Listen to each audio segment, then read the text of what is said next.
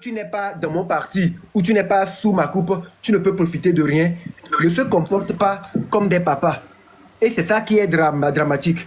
Parce qu'au-delà d'être au service de la nation et de tous les concitoyens, un chef de l'État doit pouvoir se comporter comme un papa.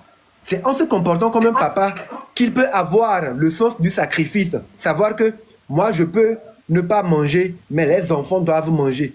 Je dois me sacrifier pour les enfants parce que c'est eux l'avenir. Tout ce que je fais, c'est pour les enfants. Mais quand un chef de l'État n'a pas le cœur d'un papa, en ce moment, il va se comporter comme, voilà, moi je suis là pour travailler avec vous. Mais tu es d'accord avec moi que même dans ta propre entreprise, tu peux prendre des gens qui travaillent avec toi, mais les personnes là t'escroquent. Les personnes là abusent de toi. Les personnes là volent. Oui, ça existe. Ça existe. Voilà. Donc, il est important qu'on fasse en sorte que nos chefs de l'État puissent avoir le cœur d'un père. C'est le seul moyen pour qu'ils puissent s'occuper de la vie de chaque citoyen. Savoir que tous les citoyens, nous sommes au Togo, nous sommes 8 millions. Donc, quand tu es président de la République, tu es le père de 7 999 999 Togolais. Tant que tu ne te mets pas dans la posture du père, tu vas choisir peut-être 1 ou 2 millions sur les 8 millions, te disant que oui, les 1 ou 2 millions sont mes militants. Donc le programme que je mets, c'est pour favoriser mes militants. Pour pouvoir contraindre les gens qui ne sont pas dans mon système de rentrer sous mes rangs. Et si les gens veulent se lever pour parler contre moi, je dois les mater ou je dois les enfermer parce que non, ils ne veulent pas. Ça, ce n'est pas le rôle. Ce n'est pas comme ça un père se comporte. Donc, comprends-moi. S'il y a des gens, pour s'adresser au chef de l'État, s'adresse à lui en tant que père, c'est qui veulent toucher son côté sensible, son côté humain, son côté humanitaire qui doit... Non, moi, excuse-moi, c'est pas que le truc... Mais quand tu parlais, je t'ai pas coupé. C'est pas que je... Non, attends, je dis pas que quelqu'un n'a qu'à s'adresser au chef d'État comme c'est son petit frère ou quoi que ce soit, hein. Parce qu'avant de s'adresser à quelqu'un, au moins dans le respect. Tu as dit que tu ne comprends pas pourquoi les gens veulent lui parler comme étant un père. Ce n'est pas un père. Tu es libre de ne pas le considérer comme n'étant pas un père pour toi. Mais ceux qui veulent, dans une posture diplomatique, s'adresser à lui sous l'apparat de papa, il faut comprendre que ces personnes le font pour pouvoir toucher son côté humain et pour pouvoir se protéger aussi. Mais maintenant, si on veut rester dans les émotions pour dire non, nous ne sommes pas dans un état de droit. Non, il y a les gens qui sont enfermés arbitrairement. Pour cela, pour parler là, on doit parler comme on veut. C'est que on pousse les gens à s'exposer davantage. Parce que, qu'on le veuille ou non, sur le territoire où nous sommes, il y a des gens qui ont réussi à prendre des ordonnances ou à prendre des lois qui disent que quand les gens outragent l'autorité, on doit les arrêter. Quand même on peut dire, si on doit dire même que cela n'est pas visible ou possible dans les autres pays, que c'est seulement au Togo, c'est une loi pour le moment qui est en vigueur. Et c'est parfois sur cela-là on se base pour arrêter certaines personnes. Donc, quand nous avons la possibilité de communiquer avec des gens qui nous écoutent, nous devons faire en sorte de les léguer des codes pour qu'ils puissent être protégés. Faire en sorte de ne pas mettre trop des émotions pour les obliger à adopter des postures qui les exposent. Parce que si aujourd'hui tout le monde veut sortir pour parler comme il veut et on les arrête, toi et moi là où nous sommes aujourd'hui, on ne peut rien faire pour eux.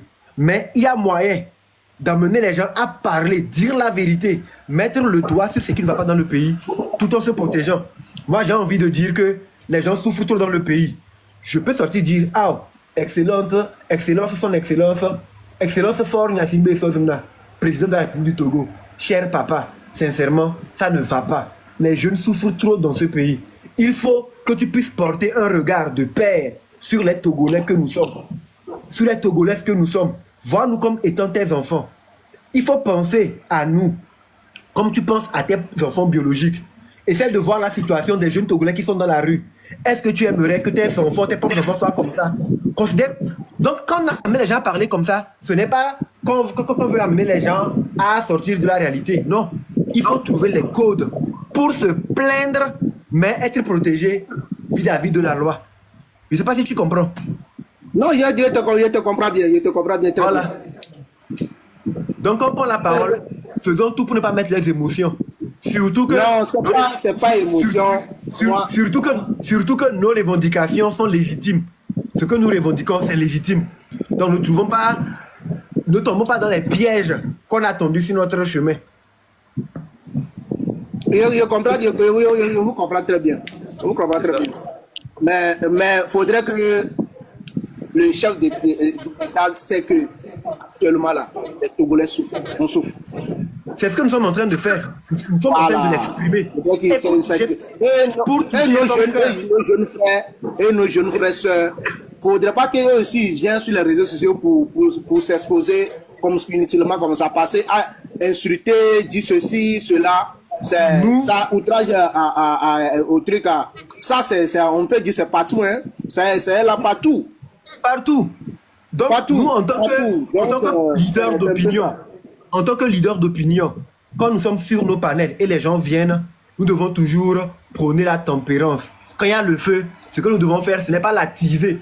Comme bien même nous savons que c'est la réalité, nous devons faire preuve de clémence, essayer de calmer les gens, et leur donner les codes pour revendiquer sans pour autant se retrouver en prison.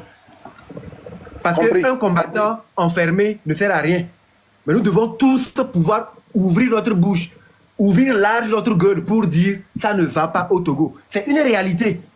Mais il ne faut pas qu'on tombe dans les pièges des gens qui vont nous dire faut le dire, et puis on va se mettre à insulter les autorités, on va nous arrêter, on va laisser tomber la vérité de côté. On ne dira pas qu'on nous a arrêtés parce que nous sommes en train de dire la vérité. On dira on nous a arrêtés parce que nous sommes en train d'insulter. Et quand on nous arrête parce que nous sommes en train d'insulter, les gens viendront dire aux autres que vous voyez, on l'a arrêté parce que c'est la vérité. Ils ne vont pas dire qu'on m'a arrêté parce que j'ai insulté. Pour faire peur aux autres, maintenant on leur dira, vous voyez, on a arrêté Amron parce que Amron est en train de dire la vérité. Donc vous là, ce n'est plus la peine de dire la vérité. Et c'est ça qui fait que les Togolais ont peur, ils ne parlent pas aujourd'hui. Non. Il faut dire aux Togolais qu'ils ont le droit de dire la vérité, mais il ne faut pas qu'ils insultent. Parce qu'en insultant, ils tombent dans les pièges. Ils s'opposent à la loi et ils vont s'exposer. En insultant ou en calomniant, ils s'exposent. Donc on doit être très très très prudent. Le travail d'éveil que nous sommes en train de faire, il faut qu'on le fasse en sorte d'atteindre des objectifs. Il ne faudrait pas que ce que nous avons commencé, on s'arrête au bout du chemin. Non. Ce que nous voulons, c'est que la minorité pieuse, crapuleuse, démoniaco-satanique, tyrannique, sans cœur, sans âme, qui s'accapare des ressources du pays au détriment de la majorité, puisse libérer les ressources du pays, afin que tous les Togolais puissent bénéficier des richesses de leur pays. C'est ça comment on est de... C'est ça que nous sommes en train de faire.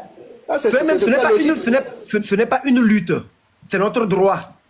Ce n'est pas une bataille. Moi, je n'emploie pas les termes lutte, bataille, combat. Tu sais pourquoi? Quand tu dis tu luttes, quand tu dis que tu es dans un combat, quand tu dis que tu es dans une bataille, c'est que en face de toi, tu fais appel à une autre force.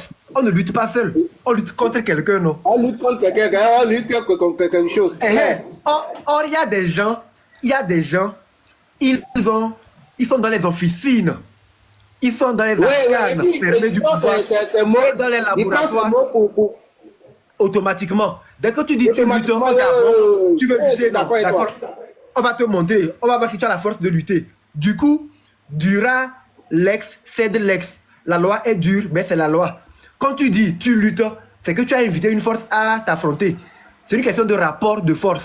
Si la force en face de toi est plus forte que toi, elle va t'écraser. Qu'elle soit légitime ou arbitraire, elle va t'écraser parce que c'est toi qui l'as invité à une lutte. En même temps, c'est spirituel. Mais quand tu sais que tu es dans ton droit et que ce que tu revendiques, c'est légitime, n'emploie pas des termes comme lutte. Dis ta vérité. Et c'est ça, avec ça que tu avances. Donc moi, ce que je suis en train de faire ici, c'est l'exercice de la vérité. Je suis en train d'écouter des Togolais qui me disent leur vérité. Pour ça, on n'a pas besoin d'insulter qui que ce soit.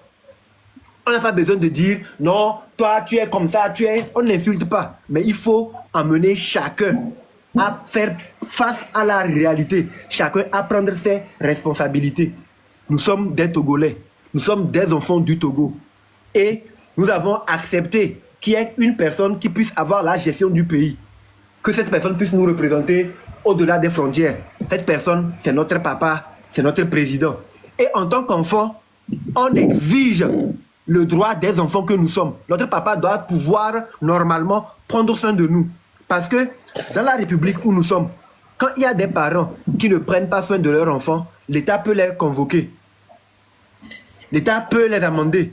L'État peut leur donner des amendes parce qu'ils ne s'occupent pas des enfants. Les enfants ont des droits. Donc en tant que Togolais, nous avons des droits. Et notre papa, qui est le chef de l'État, a le devoir de subvenir à nos besoins. Il faut qu'il puisse regarder chaque Togolais. Il faut qu'il puisse regarder chaque Togolais comme étant son propre fils. Est-ce que les conditions dans lesquelles les jeunes Togolais sont, même si on peut dire que ce sont les enfants des autres, une fois que je deviens président pour tous les Togolais et je deviens le papa de tous les Togolais. Est-ce que moi j'aimerais que mes fils ou mes filles vivent dans les conditions où vivent les fils et les filles d'autres personnes? Non, si ce n'est pas le cas, faisons en sorte que la vie que mes enfants ont, les enfants des autres aussi puissent l'avoir. C'est le minimum. Et c'est bien possible. En tout cas, non, c'est très clair. Sinon, en tout cas, moi personnellement, je ne suis pas contre la personne, ni quoi que ce soit, mais il faudrait qu'il nous aide pour que nous aussi, on puisse vivre dignement. Parce qu'on souffre. Les Togolais souffrent. Énormément. On est obligé de sortir, pour gagner souvent de quoi manger. C'est dangereux. Le Togo, c'est un petit pays avec beaucoup de ressources minières. Et nous tous, on le sait. Donc, il faudrait qu'il sait qu'on souffre. Que c'est pas facile. C'est pas facile. On souffre. Pas du tout facile. C'est très difficile. C'est pas facile. C'est pas facile que quelqu'un peut pas. C'est la vérité. Si on dit c'est mon papa. On n'a pas besoin d'insulter qui que ce soit. Oui, si on dit c'est mon papa. Et mon papa ne me permet pas de bien vivre. Sachant que mon papa a les moyens de le faire. Mais c'est comme si je me sens abandonné. Donc actuellement, les Togolais, la majorité se sent abandonnés. Donc il faudrait qu'il... C'est normal. Bonsoir. Oui, il faudrait qu'ils vont là-bas. Bonsoir, monsieur Badadio. Ouais, bonsoir, mon frère. Comment tu vas? Bonsoir. Très bien, et toi-même? Très bien, on s'est écrit en inbox, tu te rappelles? C'est bien possible. Si j'écris avec beaucoup de personnes.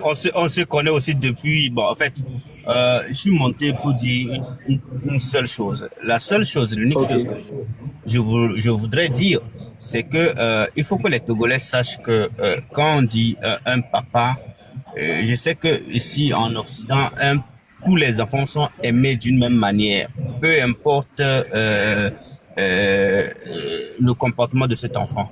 Donc, un père ne fait pas de différence entre ses fils. Donc, exactement. Ce que je sais que ici, peut-être en Afrique, on dit que le président est le papa du pays. Mais en Europe, on ne dit pas ça.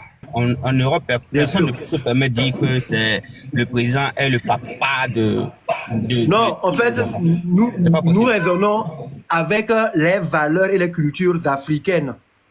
Voilà. Nous sommes beaucoup plus sages que les Européens. Mais pour ça, je sais. Mais ce qui est sûr, je sais qu'aucun père ne fait ses enfants aimer la différence entre ses enfants. Ça, c'est pas possible. Il y a des pères comme ça, malheureusement. Il y a des pères qui le font. Alors, ce qui veut dire que c'est des pères... Ils sont rappelés à l'ordre et ils se ressaisissent. Donc, ce qui veut dire que ce sont des papas irresponsables. Oui, ça existe aussi. Mais voilà. On peut responsabiliser les parents. On peut responsabiliser un papa irresponsable. Il se peut que le papa, dans son agissement, n'est pas conscient qu'il est irresponsable. Il pense qu'il agit normalement. Donc c'est aux enfants et aux gens qui sont là, qui sont les tuteurs, de dire, mais voilà, c'est pas comme ça. Du coup, moi, je voudrais dire que les gens parlent de combat, de lutte. Quand on parle de combat et de lutte, c'est que on lutte sur un terrain. En pays Kabyle, quand on dit lutte, et voilà, c'est sur le terrain. On ne lutte pas en dehors du terrain.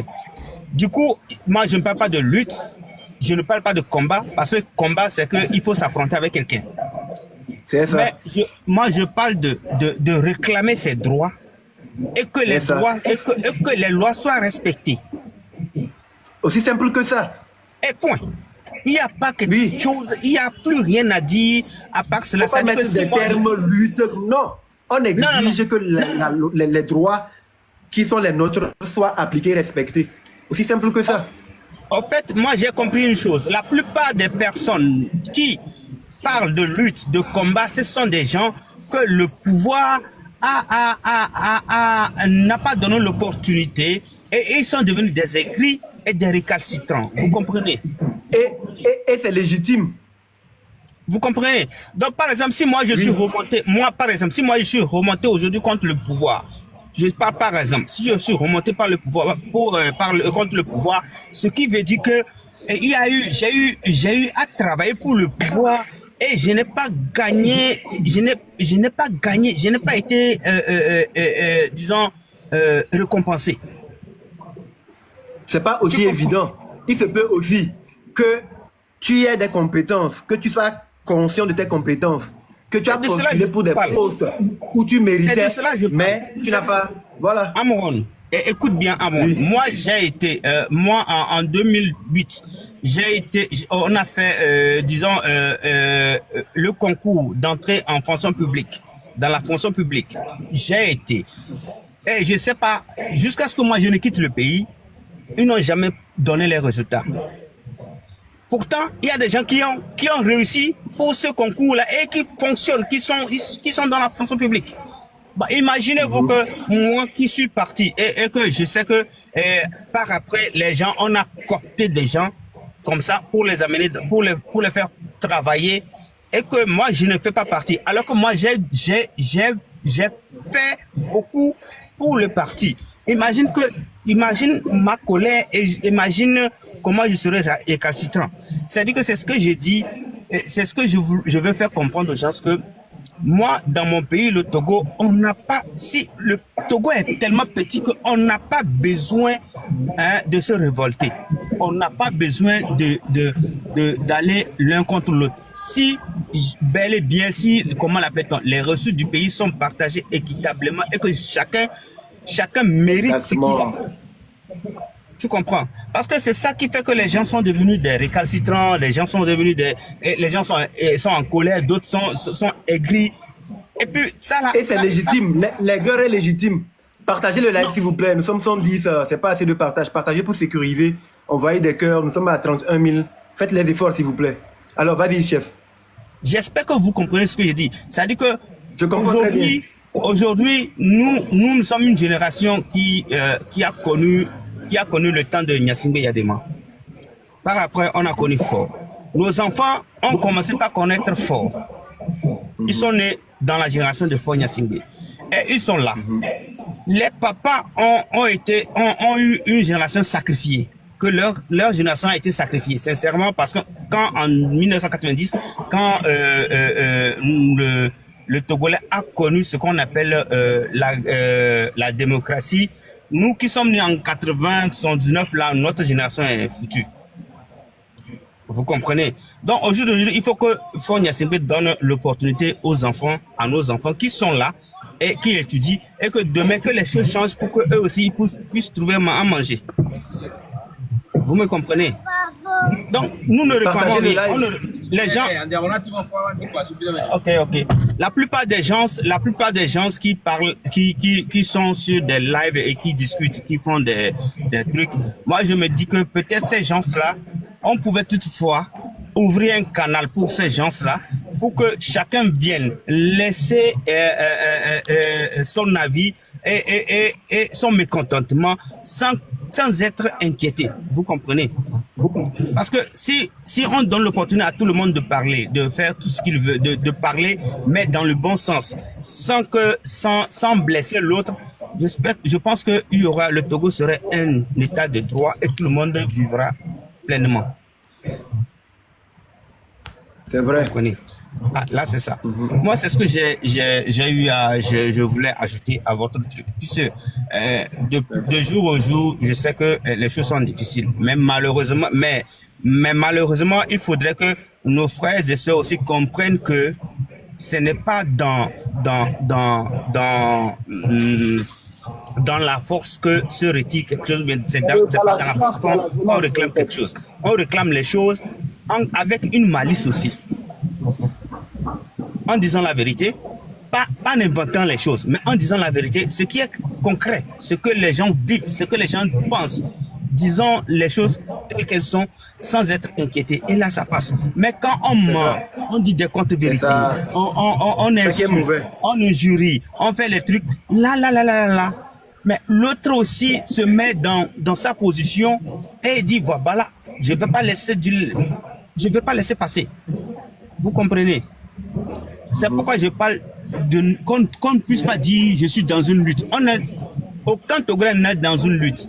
C'est-à-dire qu'on réclame, les choses. Nous sommes en train de faire un travail pédagogique pour amener les gens à changer leur élément de langage pour les protéger. Mais on ne peut pas imposer le lexique aux gens.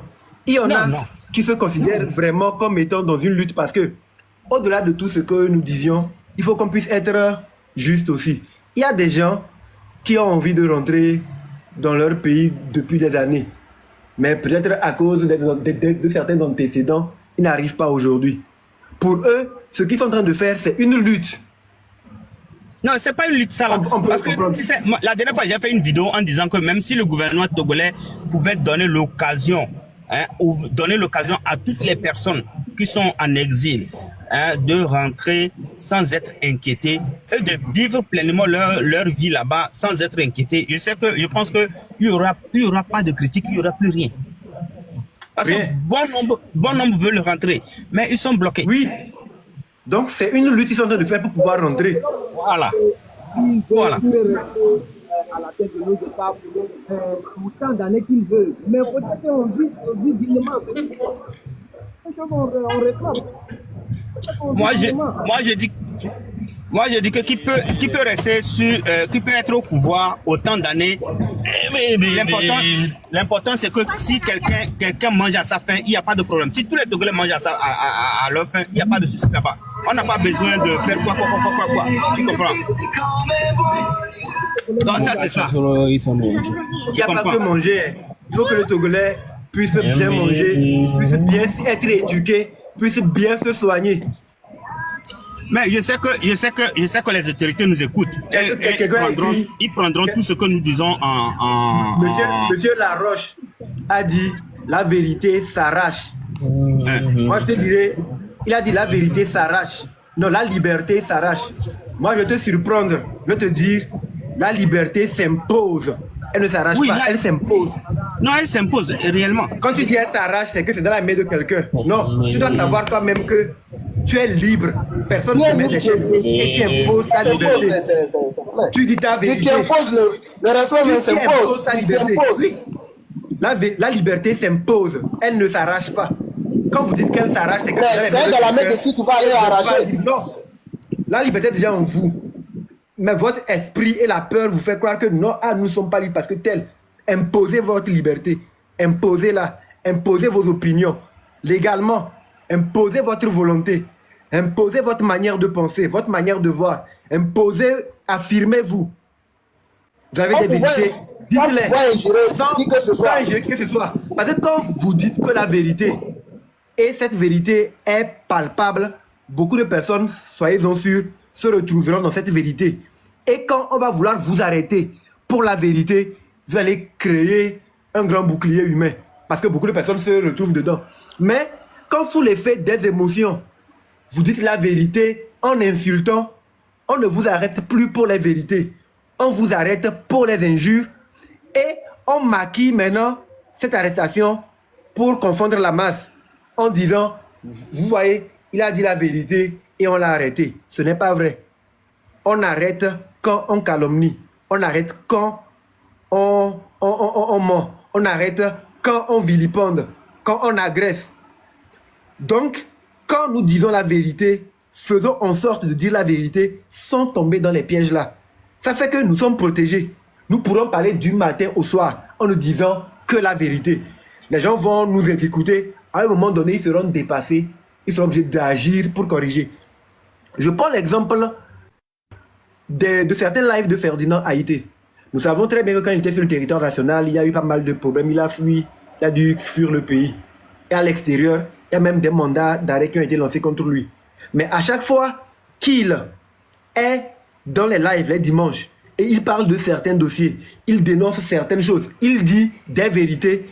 La semaine qui suit, on voit les autorités agir dans l'immédiat pour régler certains dysfonctionnements. Quand les gens envoient des messages véridiques pour faire des témoignages, que ce soit par mail, que ce soit par SMS ou par note vocale, pour lui dire, voilà, monsieur Ferdinand, voici ce que nous vivons, voici notre situation. Et il relaie cela. Dans les jours qui suivent, on voit les autorités agir pour corriger cela, pour que cette vérité qui est en train d'être mise en lumière soit étouffée et soit réglée, pour ne plus que les gens trouvent les motifs pour en parler. Mais quand vous êtes leader d'opinion, vous avez une certaine influence. Les gens vous suivent et vous écoutent. Et vous venez pour parler et vous parlez en insultant. Quand même vous dites la vérité, vous empêchez votre vérité de toucher les cibles. Vous empêchez votre vérité de se propager. Et vous évitez vous êtes en train d'inviter les gens, d'éviter d'être comme vous. Parce que quand on va vous arrêter pour des vérités, on ne dira pas que vous avez calomnié, mais on fera croire à l'opinion que c'est parce que vous êtes en train de dire les vérités qu'on vous arrête. C'est l'une des raisons pour lesquelles aujourd'hui, beaucoup de Togolais n'arrivent pas à s'en sortir, n'arrivent pas à s'exprimer, n'arrivent pas à dire la vérité, parce que le Togolais a peur. Et si je dis la vérité, on va m'arrêter. Non, on ne t'arrête pas parce que tu dis la vérité. On t'arrête parce que pendant que tu étais en train de dire la vérité, tu es tombé sous le coup de l'émotion et tu as dit une pensée qui a dépassé une autre. Donc les gens cherchent que des motifs pour pouvoir empêcher la vérité de pouvoir se répandre. Les gens cherchent des motifs pour pouvoir empêcher la vérité de se distiller dans l'opinion. Donc, quand nous voulons défendre la vérité, nous devons savoir que c'est une grande responsabilité. Et nous devons pouvoir dire la vérité avec art, avec méthode, de sorte de garantir la liberté d'expression. Donc, no time, c'est pour répondre un peu à toi quand tu disais non, que la liberté d'expression n'existe pas au Togo. Non, la liberté d'expression existe bel et bien. Sauf qu'on l'a enrobée d'un vêtement qui fait que les gens ne savent pas qu'elle existe. Il y a la peur qui est là, que les gens ne voient pas la liberté d'expression. Les gens pensent que pour pouvoir dire sa vérité, s'exprimer, c'est pouvoir le dire avec colère.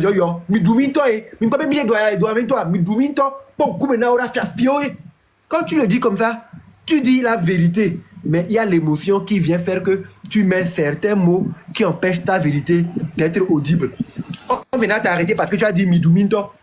On vient t'arrêter parce que tu as dit Fiafitoe. Parce que si on te dit, apporte la preuve que Amoko Benya Oleboni Fiafitoa, tu n'as pas les documents qui le prouvent. Donc on dit que tu es en train de diffamer. Mais quand tu dis, yo, mi les doya ou nous, mi les normal, mi dola bedo de, et togovio pata, la profiter la togobe richesse, minorité diabolique, ou on dola, dans les togobe qui sinon oji, on ne peut jamais vous arrêter pour ça. Et ça, c'est la vérité qu'on doit pouvoir dire chaque jour, sur tous les panels. Dire que le Togo appartient à tous les Togolais, et les Togolais ont le droit de jouir des bienfaits du pays. Eux tous, sans exception. Ça, c'est la vérité qu'on doit pouvoir marteler. Vous comprenez? Mais il ne faudrait pas que nos jeunes frères injurent quelqu'un à venir s'exprimer. C'est la seule chose voilà. que je peux dire. Il ne faudrait pas qu'il fasse ça. Ça, c'est un piège. Oui, ça, c'est très important. Ne mettons pas des émotions inutiles, mais on doit pouvoir défendre la vérité. D'accord. Merci. Donc, on va parler avec d'autres personnes aussi. Oui, bonsoir. Merci. Bonsoir. Bonsoir Amron, et puis surtout merci pour ce live que tu fais tout le temps pour éduquer et surtout pour faire prendre conscience aux Togolais de la situation dans laquelle nous vivons. Il y a quelqu'un qui a son micro ouvert et je crois que c'est élément ou quelque chose comme ça pour bien. Non, laisse-moi le faire.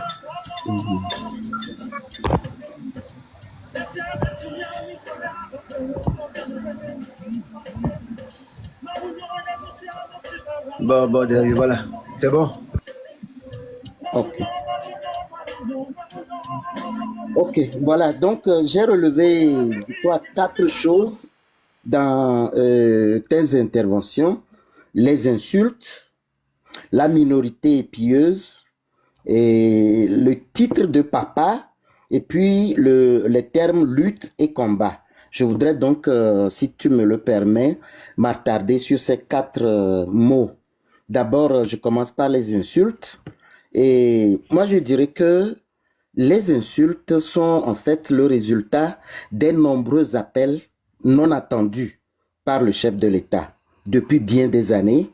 Donc, on a vu des gens et le peuple togolais à travers soit les syndicats, les élèves, les étudiants, les fonctionnaires, les employés faire des manifestations publiques pour dénoncer par exemple la vie chère au Togo. Et les étudiants dénonçaient les conditions d'études.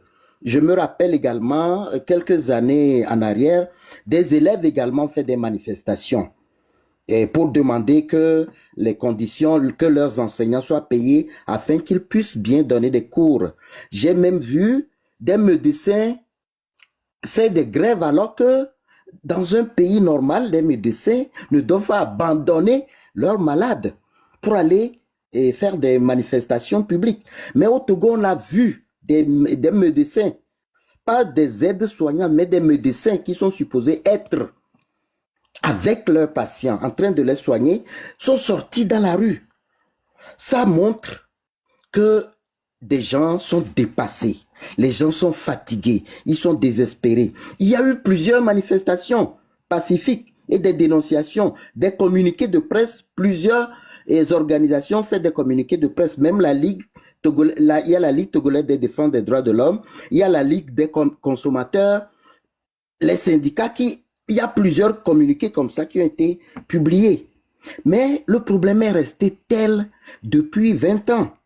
Donc, on ne peut pas, à un moment donné, quand le citoyen est dépassé, la morale tombe, les civilités tombent. Et ça rentre maintenant dans une sorte de colère. Et c'est cette colère-là qui s'exprime par les insultes. Maintenant, si on demande à cette personne, c'est pas tous les Togolais qui insultent, bien sûr. Maintenant, si on demande à ces personnes-là de ne plus insulter, autrement dit, ça veut dire qu'on règle leurs problèmes. Parce que si vous ne réglez pas leurs problèmes, la colère va être encore plus haute. Et désormais, quand ils vont parler, ils vont utiliser des mots qui ne vont pas nous plaire. C'est un peu psychologique, c'est un peu socio-psychologique. Voilà, c'est comme la personne a une blessure qui lui fait mal et il crie la nuit et il empêche les autres de dormir. Maintenant, on vient le frapper pour lui dire, mais tu cries trop sur la tête des gens, sans chercher à savoir que c'est la blessure qui lui fait mal. Certainement que si on le soigne, on soigne sa blessure, les cris vont s'estomper. Donc voilà, pour moi, c'est comme si on veut guérir le mal, non pas par la source. Et il faut beaucoup de rapports. Par exemple, le rapport sur le bonheur a toujours placé le Togo dernier ou avant-dernier. C'est-à-dire que le Togo a fait partie des pays les plus malheureux du monde. Et ça se reflète à travers donc le comportement des citoyens aujourd'hui, l'incivilité et tout ça. Autre chose, on a parlé de la minorité pieuse. C'est Faure lui-même qui l'a dit. Heureusement que c'est lui-même qui l'a constaté. Mais c'est lui qui est le chef.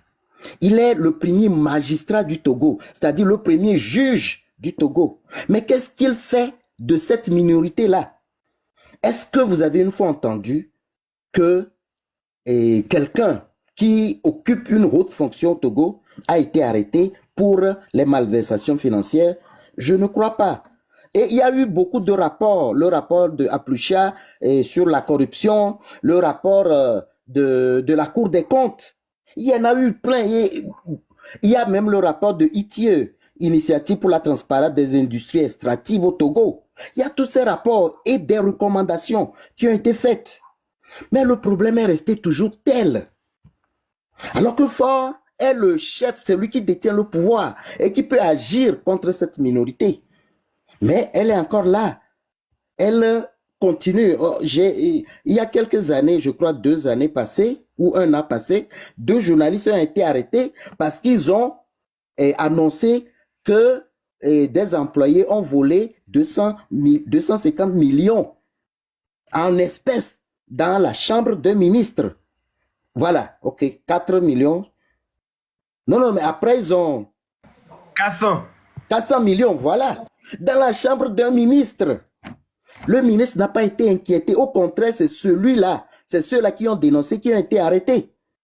Effectivement, ils ont fait rétropédalage pour dire que ce n'est pas 400, que c'est 250, même si c'est 100 millions en espèces qu'on trouve dans la chambre d'un ministre, mais il passe en prison, comme ça s'est fait au Ghana avec cette dame, cette ministre. C'est en prison en même temps. Mais il a été même élevé à un rang plus supérieur, devenu maintenant président de l'Assemblée nationale. Et on en a vu plein comme ça. Vous pensez que cette minorité pieuse, finalement, Faure n'est pas le chef de cette minorité? C'est une question que je me pose. Autre chose, vous avez dit, quand on est dans les revendications, on peut aussi, d'une manière diplomatique, utiliser le terme papa. Oui, je suis d'accord avec les valeurs africaines. Un papa qui est vraiment papa, on n'a pas besoin nécessairement de lui faire des rappels. Parce que quand il se lève, il sait qu'il a 3 enfants. Il sait qu'il a 8 millions d'enfants à nourrir. Et il y a les ressources du pays qui sont disponibles pour ces 8 millions de personnes. Pourquoi alors tant de souffrance encore? Pourquoi alors tant de misère dans le pays? Le papa finalement ne joue pas son rôle. Et dans ce cas, si l'enfant est énervé et l'insulte, je crois que le papa doit prendre conscience que oui, c'est mon irresponsabilité qui fait qu'on m'insulte. Il faut que je change de fusil d'épaule. Au lieu donc de matraquer, de caporaliser ceux qui l'insultent, il faut plutôt qu'il démontre que je peux mieux faire en rétablissant les valeurs du pays, en renforçant les infrastructures, en facilitant la vie. Et certainement en faisant ce geste-là, les insultes vont s'estomper. Et peut-être qu'on peut vraiment l'appeler papa. Mais on parle ici de la République, d'un État. On ne peut donc pas, à mon humble avis, appeler un chef d'État papa, même diplomatiquement parlant, non. Pourquoi? Parce que quand on parle de République, on parle de la res publica. Res publica qui veut dire la chose publique. La chose publique, c'est-à-dire c'est une chose qui appartient au public et non à un individu. Et si cette chose appartient à un public qui est le peuple togolais, dans le cas d'espèce, alors c'est le peuple togolais qui dit, bon, ok, je voudrais que quelqu'un gère la destinée de ce qui nous appartient. Et on lui confie et on signe un contrat. Et le contrat là, c'est les élections présidentielles. Et c'est un contrat CDD, c'est-à-dire à durée déterminée. Mais ce que nous avons constaté, c'est que celui à qui on a confié cette destinée-là, il a transformé le contrat CDD en CDI, contrat à durée indéterminée. Mais ça va exacerber les citoyens. Comment est-ce qu'ils gèrent la chose publique, c'est-à-dire la res publica? Comment est-ce qu'ils le gèrent? Ils le gèrent mal et les Togolais sont fâchés. On ne peut donc pas l'appeler papa pour réclamer ce qui t'appartient. Ça t'appartient à toi parce que le président est l'employé du peuple. Il n'est pas l'employeur, c'est le peuple qui l'a employé. Et vous demandez que le peuple l'appelle papa, appelle son employé papa? Non, en fait c'est lui qui doit appeler le peuple papa. Voici le travail que vous m'avez confié, la mission que vous m'avez confiée, voici là où je suis, voici ce que je fais. Et papa, est-ce que vous voulez m'accorder encore la chance de continuer par faire le bien que je fais pour vous? Oui, et on lui accorde un autre mandat. Non, on ne veut plus et on lui arrache le mandat qu'on lui a confié. Donc dire que c'est lui qu'on doit appeler papa, c'est comme si on inverse les rôles. L'employé désormais va s'appeler papa et l'employeur, c'est lui qui va appeler l'employé papa. Je crois que c'est là où il y a amalgame un peu. Maintenant, pour terminer, vous avez parlé de lutte et de combat. Et que pour vous, normalement, il ne faille pas parler de lutte ou de combat, mais de dénonciation ou de revendication. C'est vrai. Mais ça dépend. Le terme que certains utilisent par combat ou lutte, ça dépend de leur position face à la situation sociopolitique du Togo et les expériences qu'ils ont vécues. Parce que pour certains, si on fait un retour historique, on dit que les pères fondateurs de la nation togolaise ont lutté pour obtenir les indépendances. Et quand on a obtenu les indépendances, 3 ans après, il y a eu un coup d'État et quelqu'un a pris le pouvoir pour 38 ans. Donc, on a combattu le colonialisme, maintenant on combat quoi? La dictature. Dans cette optique-là, dire qu'ils font la lutte est légitime et normal. Ou un combat contre la dictature, contre la tyrannie, c'est normal. Donc, on ne peut pas demander à tout le monde d'être dans le même bocal. Chacun voit son engagement en fonction de son histoire, en fonction de son expérience. Donc, je vais chuter par là pour dire que chaque Togolais réagit donc en fonction de ce qu'il a vécu. Il y en a en 2005 qui ont perdu leurs parents. Eux, ils ne vont pas dire qu'ils vont faire des revendications, des dénonciations. Ils vont faire une lutte. Voyez, ceux-là qui sont confortables avec le système en place et qui manquent d'un certain nombre de choses, oui, eux, ils peuvent faire des revendications pour que leur situation soit améliorée. Mais ceux qui n'ont même aucune situation, eux, ils ne vont pas faire de revendications. Ils vont plutôt lutter ou faire un combat. Donc, voilà un peu pris en grosso modo les différents termes que vous avez utilisés et que j'ai fait des réactions à ce propos. Si j'ai blessé quelqu'un, vous m'en excusez, mais je voudrais juste... j'ai trouvé que le débat, vos débats sont constructifs. Voilà pourquoi j'ai osé donc faire ces remarques-là par rapport à ces différents mots que vous avez utilisés. Merci. Merci, merci. Est-ce qu'on peut faire une motion? On t'entend pas, hein? Oui, bon, si c'est pour moi la motion. Oui, papa. Ok, moi j'ai attendu impatiemment qu'il finisse, hein. Ça devenait un peu trop long. Je m'en excuse alors. C'est vrai que, oui, c'est vrai que depuis que tu animes ton panel, tu tapes sur la minorité pieuse et tout ça. Et je crois qu'Edissé a parlé un peu de ça. Mais moi, je pense qu'il n'y a pas de minorité pieuse, hein. Il n'y a pas de minorité pieuse. Parce que c'est incompréhensible que quelqu'un à qui on a remis les clés de toute une nation vienne dire qu'il, bon genre, il y a une minorité qui pille les ressources du pays et c'est à eux que vous devez vous attaquer. Tu es le chef de l'armée. Le chef de l'armée, de toutes les institutions du pays. Et si tu en es incapable, c'est pas grave. Laisse passer. Si tu n'arrives pas avec eux, mais tu laisses. Et nous, on viendra, on saura comment traiter cette minorité pieuse. En fait, c'est une solution, c'est une alternative qu'on lui propose. On n'a rien contre le chef de l'État. On a constaté dans les faits, il a cité il a cité la Cour des comptes, il y a beaucoup de faits qui se sont passés dans ce pays. On est nombreux à avoir mal au cœur. Et on s'est dit, bon, voilà, monsieur le chef de l'État, en l'espèce, tout ce qu'on a constaté, bon, c'est pas grave. Vous pouvez aller vous reposer, on va reprendre les règnes, vous pouvez revenir après si on en est incapable. Comme ça, on change de coach et on va voir s'il n'y aura pas un autre coach gagnant. C'est tout. Mais venir dans un discours... moi, je le dis avec responsabilité, parce que là, maintenant, là, quand tu parles, tu dis réellement les choses. On viendra à T663. On n'a qu'à venir tous nous chercher avec la T663. On n'a qu'à aller à la prison civile. Mais ce qui est sûr, ceux qui refusent d'écouter ce que pensent les jeunes Togolais, qui pensent que, ouais, ils sont à la tête de la magistrature, ils sont à la tête de la gendarmerie, mais là, t'es Sokoro Adia, qui sachent que, tôt ou tard, là, leurs enfants seront repris dans un système karmique. Ils seront repris dans un système karmique. Parce que là, on est sur cette terre-là. Le mal que les gens font là, ils vont le récolter tôt ou tard. Que ça soit même sur leur descendance, ça va retomber. C'est-à-dire que c'est inévitable. Soit vous respectez les droits fondamentaux des Togolais, vous respectez les droits fondamentaux des Togolais dans tous les domaines. Que ça soit dans l'économie, dans la politique, dans l'éducation, dans la santé, qu'ils respectent les droits fondamentaux des Togolais. On ne leur demande rien, rien du tout. Tout ce qu'on leur demande, c'est le respect des droits fondamentaux, la transparence budgétaire publique.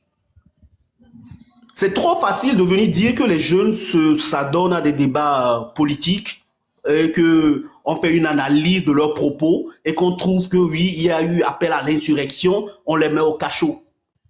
C'est très facile. Mais au même moment, cette magistrature-là, du debout, je parle du parquet, qui se rend compte que la Cour des comptes sort un rapport qui dit que les gens qui ont été mis à la tête des institutions ont pied, il y a eu détournement de deniers publics.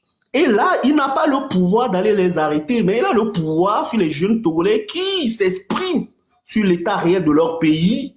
En fait, c'est comique. C'est comique. On sait quel niveau il faut avoir pour être à la magistrature. Pour un master de droit, passer le concours, aller faire 2 ans à l'ENA, il y a beaucoup de jeunes Togolais qui ont des masters et des doctorats ici dans ce pays. Donc, ils ont compris qu'ils n'ont pas l'intellect plus que les jeunes Togolais. Maintenant, qu'est-ce qu'ils usent? Le bâton. Nous, on voudrait voir un procureur qui va se lever, qui va aller arrêter quelqu'un qui aura détourné des deniers publics. Nous, on veut voir ça. Nous, on veut voir le procureur qui va dire, bah, écoutez, la Cour des comptes a sorti ceci, voilà, on veut un rapport, on ouvre une information judiciaire, venez répondre, on veut voir ça. Ce qui se passe aux États-Unis là. Quand on vient arrêter les gens pour appeler à l'insurrection, oui, tu as écrit ceci, on pense que là. Et on dit non, sûreté de l'État. Quel État? On n'est que seulement 56 600 km². Hein. Quel État? Allez voir, regardez même les États-Unis, le plus grand pays qui finance même à travers l'USAID. Regardez, ils parlent de transparence budgétaire. Mais nous, on est seulement dans 56 600 km². Vous venez ramasser les enfants des gens, que oui, bah voilà, il a dit ceci, et nous analysons qu'il appelle à l'insurrection, à la déstabilisation de l'État, et voilà. Une magistrature en qui on n'a même pas confiance. Je suis désolé. Même si le ministre de la Justice aujourd'hui fait son effort, qu'ils comprennent que la population togolaise, la jeunesse togolaise n'a pas confiance en la justice. Parce que la justice là qui se prononce là, ce n'est pas réellement cette justice. Ce n'est pas quelque chose qui doit être personnel parce qu'il y a les textes. On est d'accord qu'il y a les textes. Mais quelle garantie avons-nous que ces magistrats-là disent le droit? Quelle garantie? Quelle garantie avons-nous que la magistrature elle-même n'est pas instrumentalisée?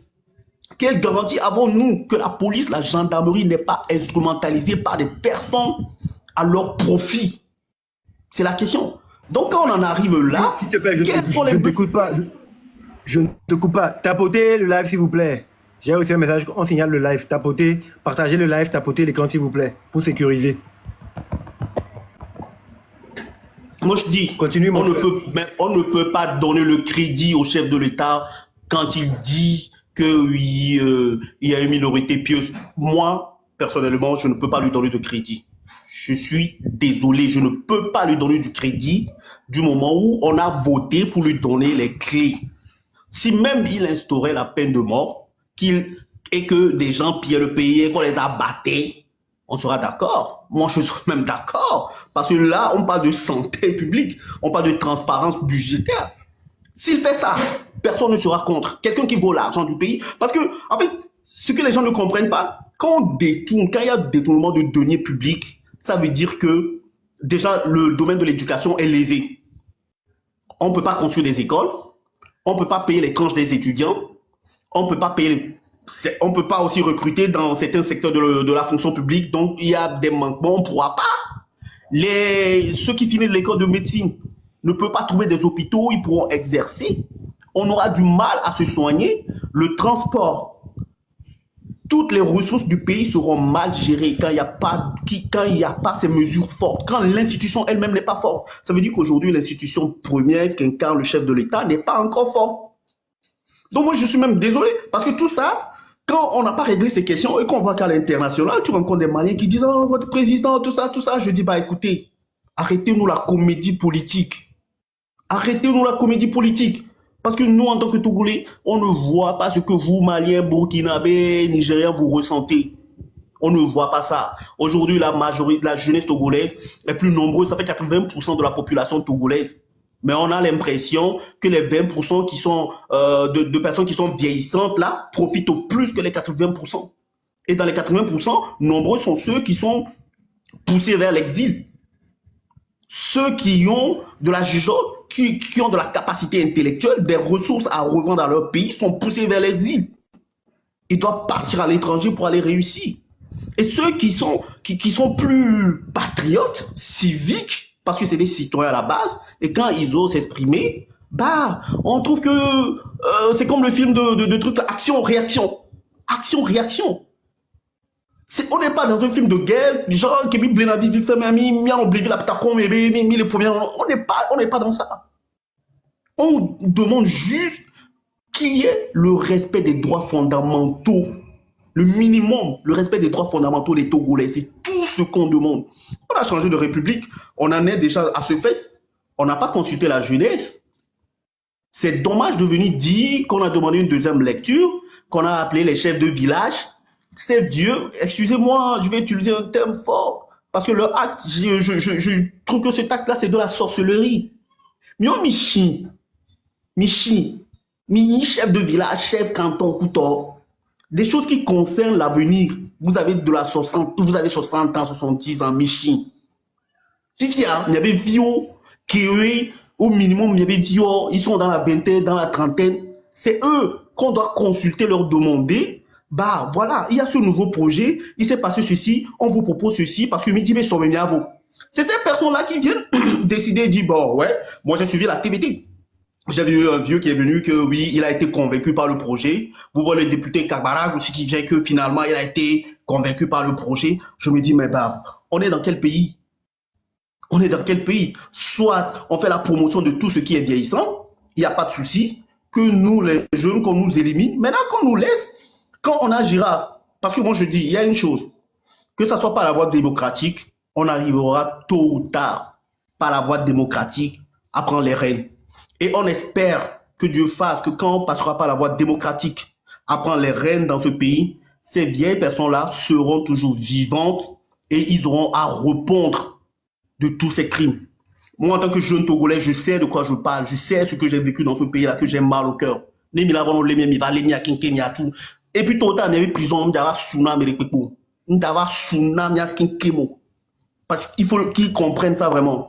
Par la voie démocratique, tôt ou tard, un jour, on va arriver. Le Botswana a connu 60 ans. Il n'y a pas de souci. Le Botswana a connu les 60 ans. Ils y sont arrivés par la voie démocratique.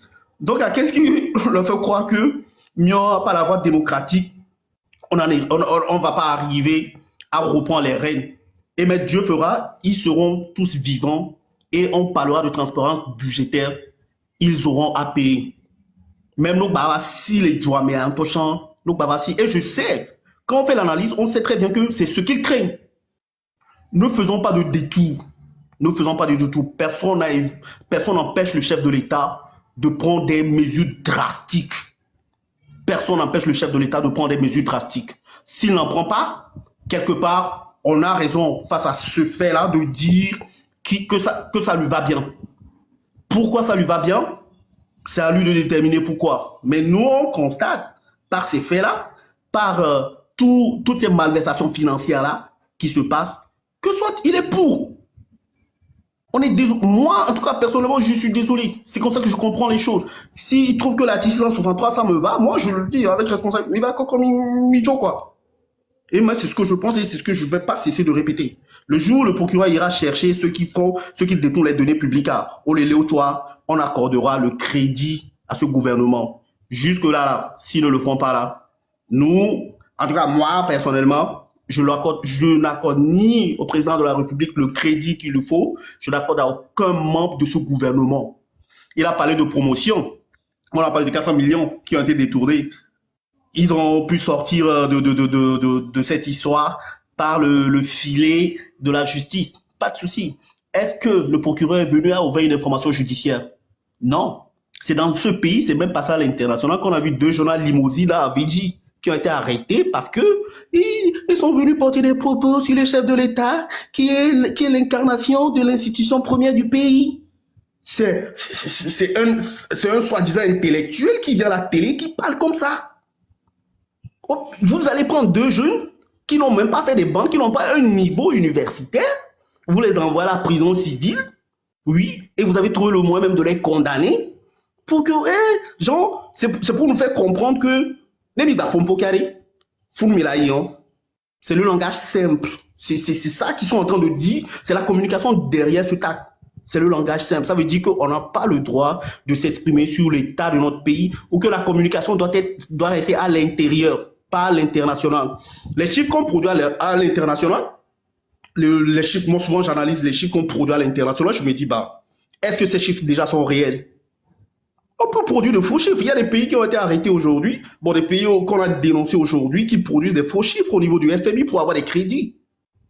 On n'en est même pas à ce niveau.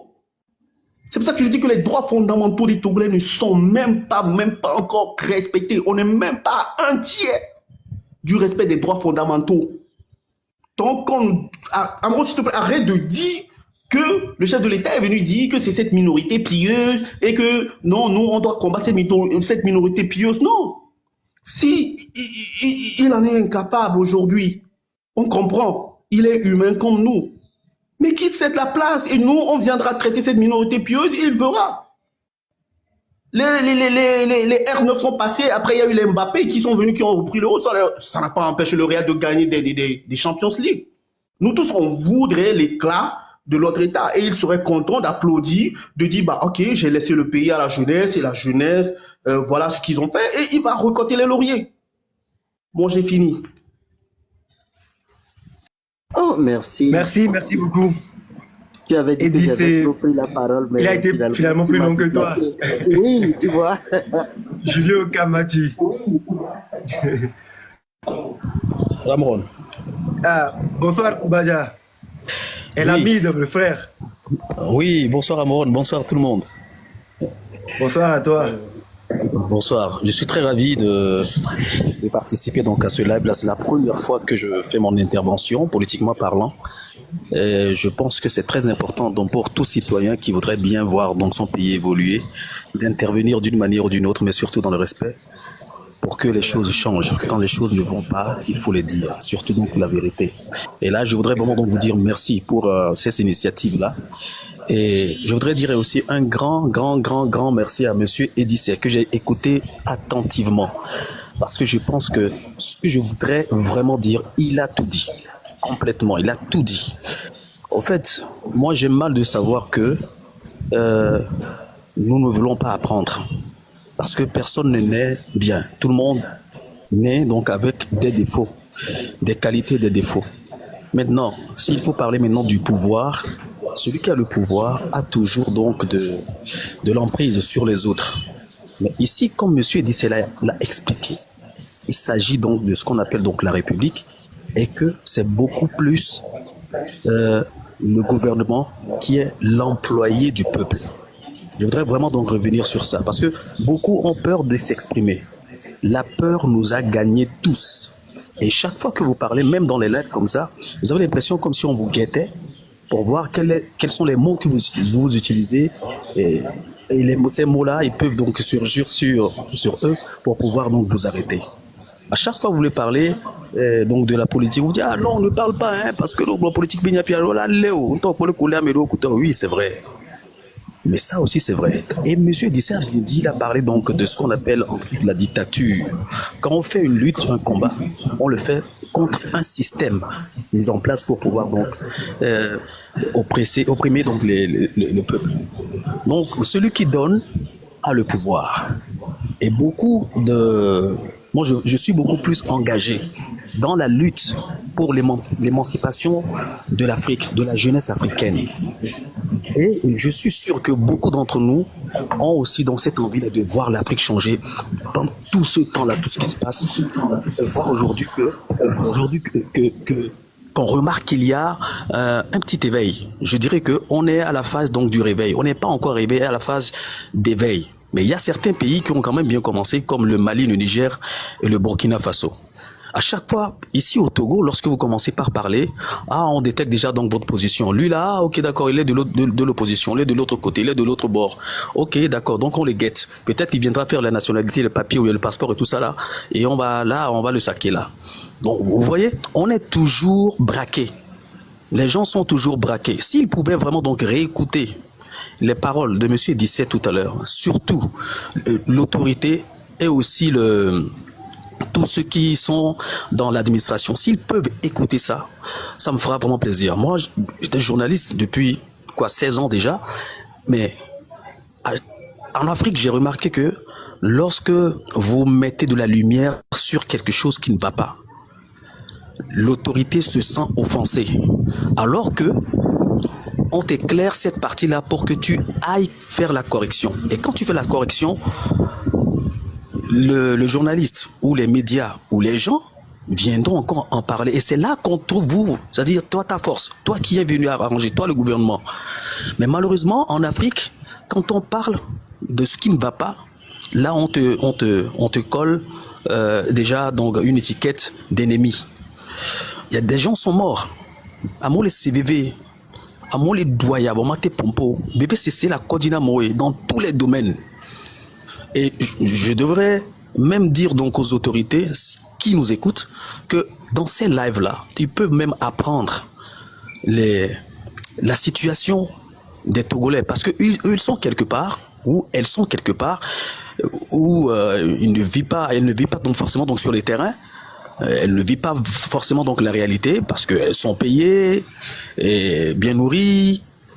Mais les autres, les Togolais, les autres, les citoyens souffrent énormément et ne peuvent pas savoir. S'ils sont vraiment donc des employés du peuple, ils doivent écouter le peuple.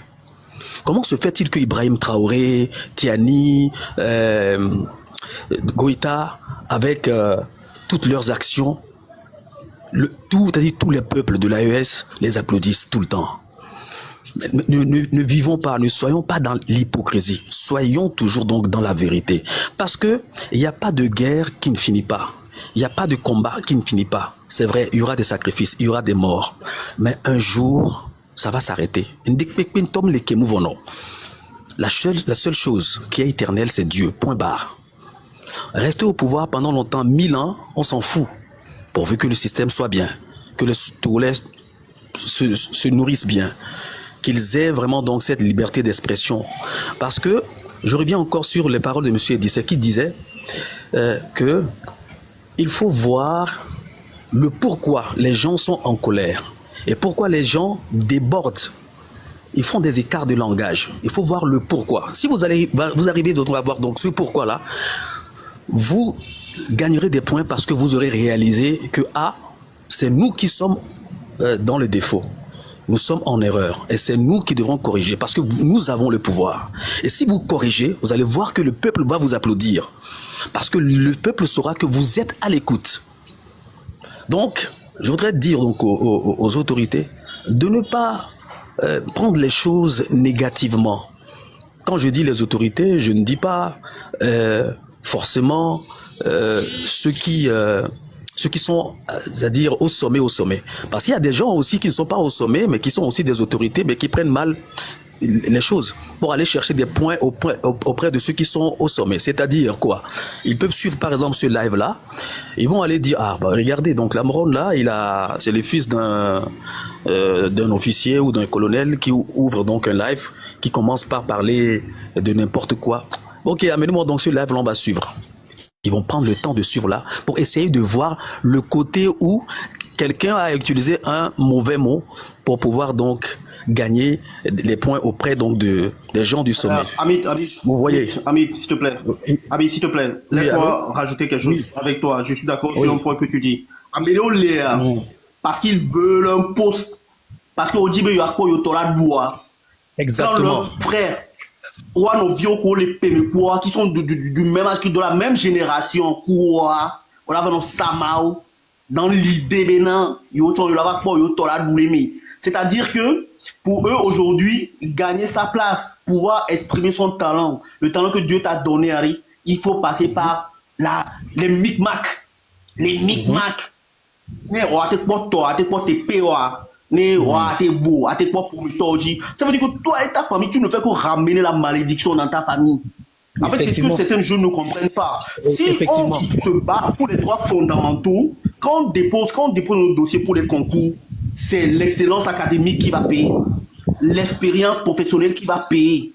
Toi, tu es un fils d'un paysan, tu n'as pas quelqu'un qui est dans le gouvernement, et au-delà de nous, on l'a déposé, toi, l'autre aussi dépose, et vous compétissez. Celui qui gagne, qui réussit au concours, il passe. La transparence dans tout ça. Donc, tous les jeunes qui s'adonnent à ces genres de choses-là, moi, je vous assure, vous allez vous prendre dans un filet où vous serez obligé, même quand vous rentrez dans ce système, vous serez obligé, à la longue, de recourir à des micmacs. Vous ne serez jamais épanoui. Si les droits fondamentaux ne sont pas respectés, on ne sera jamais, la jeunesse ne sera jamais épanouie. Si la transparence n'y est pas. Bon, mais Julio, laisse-le terminer. D'accord. Je peux continuer? D'accord. Regardez, mettons un coup d'œil sur un ensemble de choses. Depuis les enfants qui sont nés dans les années 2000, jusqu'à aujourd'hui, ils ont aujourd'hui donc 25 ans. Demandons-nous dans quelle situation, état d'esprit, dans quel état d'esprit du Togo ces enfants-là ont été élevés. Est-ce qu'il y a vraiment donc une garantie de masse pour dire que les étudiants ou les élèves togolais ont un avenir assuré? Est-ce qu'il y a une garantie dans cette éducation-là? Regardez, allons dans les hôpitaux. Moi, je suis allé plusieurs fois donc à l'hôpital, l'hôpital de Sylvanus Olympio. Je suis allé là-bas plusieurs fois. J'ai eu des larmes aux yeux. J'ai eu vraiment des larmes aux yeux. Parce que je me pose des questions. Je me demande, mais qu'est-ce qui se passe réellement là-bas? Et je suis allé voir même quelques anciens ministres pour pouvoir discuter avec eux. Mais qu'est-ce qui se passe exactement? Est-ce qu'il y a un gros problème? Parce qu'il y a beaucoup qui m'ont dit, même si tu as une bonne idée, même si tu as des stratégies, des bons plans, tu amènes donc un bon projet, tu arrives là-bas, tout change parce qu'on t'impose des choses. Mais si ces impositions-là sont dans un cadre positif pour pouvoir donc faire bénéficier tout le peuple togolais, il n'y a pas de souci. Mais dès qu'on voit donc les résultats pendant toutes ces années-là, jusqu'à aujourd'hui, qui sont négatifs, mais il faut réagir, on doit réagir. Et les autres pays nous dépassent. Et regardez par exemple le Bénin. On parle du Bénin aujourd'hui, tout le monde attaque Talon, bien sûr. Mais moi je dis souvent donc aux Béninois, même aux Ivoiriens également, mais c'est-à-dire que le Togo est un petit pays comparativement au Congo par exemple. Regardez tout ce qui se passe au Congo aujourd'hui. Mais comparativement au Congo, mais je ne sais pas combien de fois le Togo fait... le Congo fait le Togo fait le Congo, mais je sais que le Congo fait par exemple 80 fois la Belgique. Donc imaginez, on met quelqu'un donc à la tête donc de ce grand pays là pour pouvoir donc changer les choses. Et imaginez on met une autre personne à la tête d'un petit Togo comme ça avec toutes ces richesses minières et tout. Et la population, le pire c'est que la population n'est même pas informée de comment les choses se déroule. La population n'est pas, disons même sur les bancs d'école, n'a pas donc les bons programmes pour pouvoir donc se mettre sur la bonne ligne. Aujourd'hui, vous et moi, on est en train de parler la langue du colonisateur. On parle la langue du colonisateur. J'ai l'habitude de dire que on a vraiment un gros combat à faire, quoi. Franchement parlant. Pourquoi je dis ça? Parce que, imaginez-vous, une fois, moi, j'ai demandé à ma fille de 4 ans, elle partait pour l'école, je lui ai acheté un livre, je lui ai demandé, mais nous elle me dit Akodoué et Yadi et Yamoudio. Et Yadilo et Yamoudio. L'école voudrait que quand l'enfant va à l'école, que l'enfant puisse apprendre à lire, à compter et à également apprendre à avoir une ouverture d'esprit et pouvoir faire quoi? Des analyses et faire son bon choix. C'est ce que l'école veut de nous. Maintenant, cette fille, ma fille, elle dit déjà Akodouya et Yadi et Yamoudio. Ça veut dire que à Homeade et nya nous qui sous cool les dit so igbo so kudo nous qui les quantivo. Maintenant on nous demande que mia de mia bega mia tu school fene de via ne de via school là baba igblon be ban la banane mûr et Yadi Yamoudio li amebu bek be mia make minya joie. Ne bek blon le banane mûr tiens nous au voilà ne zéro et pourtant il y a second mais bon et nya ba Akodouye Donc, on nous met dans des difficultés. Nous mettons de l'argent dans les écoles de nos enfants pour que, normalement, Miami Agboabe va avancer, mais autre le retarder. Donc, il y a beaucoup de choses. Aujourd'hui, on parle français ici. Quand tu parles français, tu échanges en français avec les gens se sentent beaucoup plus, quoi, c'est beaucoup plus sérieux, quoi. Nous, on a l'aise d'ado vigbe, quoi. Nous, le do vigbe, allô, on la langue locale, amea séné. Il va vouloir également donc intervenir avec beaucoup d'aisance. Mais ici au Togo, je sais pas quoi, on est dans une bulle qui est bulle alors que ndik pekpem nanani ke mouvono combat qui y a les pobena de midola noueme anyi benko et que le combat d'idées c'est très bien, mais il faut qu'on s'écoute. Il faut qu'on s'écoute et que quelque part, tiens, n'est coup domi donya mi wajir kakakami c'est bien dans gomea. Nemba ya homemba na imba butan kama ndola buvo. Oh, wa ame abinyale mi la fidéalo. Te pere pa mao do soenti nyemu nyama be tunebe ebe nyale me oni mateo. Ne mo do akwade. Intola kwe, c'est ça le peuple. Et nous qui est peuple à les dire, les gens ont vieilli aujourd'hui, les parents ont vieilli aujourd'hui. Imaginez les filles aujourd'hui. On l'a dit vieux et magbobe 2000 mots au divi. Voilà. Et toi, aux deux difficultés, qui ont été pour dire, qu'on va 2000 mètres, qu'on va les siens, on va les remarquer, même toi, et vu qu'on dit, au lieu de difficultés, n'est à tes poédies, nous qu'entio, parce que pendant 20 ans, quelqu'un et ne peut même changer la béomo. Donc, au fil de le boutao, et vieux, on dit, des vignes vieux, des ficots d'ailleurs, fait qu'il y a un vieux qu'on a galé, on est obligé à nous souber. Oh papa, allô maman, waouh, on dit si et puis on le 25 ans. Au cité, les ronds pendant toutes ces années va y a. On me take pour des millions bénéfices des peuples. Voilà et vieux qui va si et tiens les diabababede et tiens et moderne hunaya. Il y avait les signes pour le kémo, éducation kémo, éducation qui meilleur monde allait trop ouvert. Qu'il y ait réseaux sociaux, les fifi, qu'il y ait une décpéque les uns, qu'il y ait encadrement des pémolo, bêtises, mais oui, des biens signés. Des biens où il y a pomponné, il y a des conseils. Alors que on t'entend, mouté encadré au coup de des biens, les banaux de bateaux, et bien choix, les qui des biens va venir de banon. Des biens, les gens disent, il y a des qui va venir de banon. Et à messieurs, mais soit pour deux sortes d'encore. Que ce soit les religieux, que ce soit les autorités politiques, que ce soit les autorités sportives, dans tous les domaines, pour dos et gars, et oui, à mon lobby dignité, à mon lobby honnêteté, à mon lobby maou, à mon lobby bédé, et couler quoi. Il n'y a pas de fiadé, mais il y a coup, il y a du, il y a qui les fiadés, millions de miadoko, millions de miadés vieux, parce que il y a une génération sacrifiée. Sacrifiée dans quel sens? C'est nous-mêmes qui nous sacrifions. Parce que les filles, il y a deux combats, le combat contre le colonisateur, l'impérialisme. Quand il y a le combat contre Ameko, Homme les Dibé, et nous, nous avançons. Dès notre troisième combat, qui est le combat contre Mianto Miadokwe. Donc imaginez, tension là, Léo, la coué, et il y a des sacrifices. Donc sacrifice, moi, au Léo est vieux, il va nous, au Léo, va Amédo, au laisser gommer non.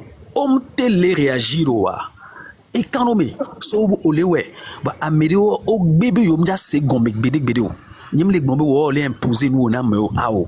C'est pour ça que je parlais que je disais que Medola non s'écouter, il faut qu'on s'écoute. Maintenant ni écouter voir miao action qui mis la théo les fio qui mis les pompos les plateformes a dit les filles action qui mis la théo ne émoite changer. Parce que n'y a long pena n'y a bébé na to be joie les qui ont regnado sauvi femme si bona les qui me imaginer les qui est kogbe le do et on va basculer les qui a franchement vis-à-vis des autres pays, vis-à-vis d'autres amis, vis-à-vis de Amédo qui est imaginer to chambe on va dire on va si on va no do de wa nem les pas do konye gbe anu on en zizinam nem les pas mo on gbe ben on en zizinam même que ce soit tout fan s'entraînos ou ben on en zizinam les domaines artistiques mais et on en zizinam qu'est-ce bon en zizinam zaga bambo et ben on en zizinam nkeo parce que Amédo léa o mate gbo ba joamo o gbo la léo parce que placer moya au lieu que wa benade non respect mais on blona moyo les ko blona ya voix et nya ko les blona et nya ole mais mia me boar to viwa min pona nya on min pona funo les ki mio kakae mia be de me wa jole tout ponami e yi ko na mia betame mpompo subo ma ba ma to téléfier me doit pe gana na mesiame mia be esprit de partage à ba no di ma o ba ve mia nune et nous a changer ak benami. Amen. Merci beaucoup pour les moments de partage.